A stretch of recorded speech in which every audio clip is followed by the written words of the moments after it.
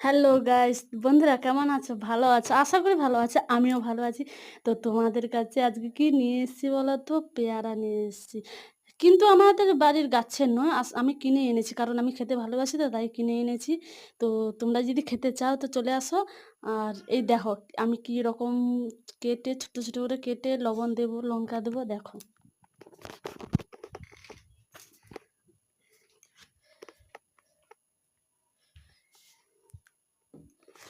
আচ্ছা কার, কার পেয়ারা খেতে খুব ভালো লাগে কমেন্ট করে জানাও প্লিজ।